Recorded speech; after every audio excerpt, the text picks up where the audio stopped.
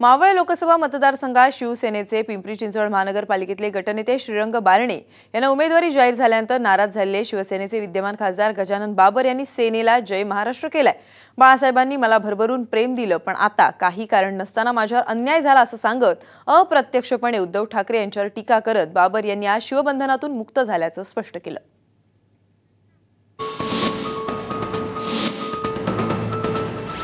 गेली 45 वर्ष नगरसेवक ते खासदार पद भूषवणारे गजानन बाबर यांनी शिवबंधनाचा धागा अशा पद्धतीने आज सोडला।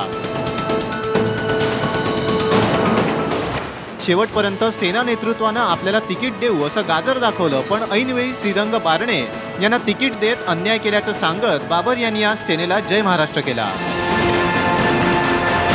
काँग्रेस नीती आणि काँग्रेसच्या पद्धतीनेच हा पक्ष चालतोय आणि चालण्याचं वाटेवर असल्यामुळे मी या शिवसेना सदस्यत्वाचा राजीनामा देत आहे की माझं जे तिकीट कापलं गेलं किंवा माझं तिकीट जे कट झालं ते मी भ्रष्टाचारी नाही किंवा माझ्याकडे पैसे किंवा मी पैसे खर्च करू शकत नाही अशी बदनामीकारक आणि आज ही देशाची निवडणूक भ्रष्टाचाराच्या विरुद्ध आहे आणि भ्रष्टाचाराच्या विरुद्ध असणाऱ्या निवडणुकीमध्ये भ्रष्टाचार करून निवडून येणे माझ्या रक्तात नाही, म्हणून मी राजीनामा देत आहे। श्रीरंग बारणे यांना गेल्या लोकसभेलाच तिकीट मिळणार होतं, पण शेवटच्या क्षणी बाबर यांच्या खेळीनं बारणे यांचं तिकीट कापलं गेलं।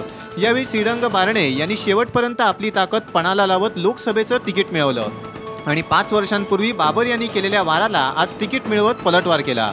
राष्ट्रवादी काँग्रेसच्या लक्ष्मण जगताप यांनी केलेल्या बंडानंतर शिवसेनेतही बाबर यांच्या रूपानं मोठं बंड झालंय। दिलीप कांबळे, साम टीव्ही, पिंपरी चिंचवड।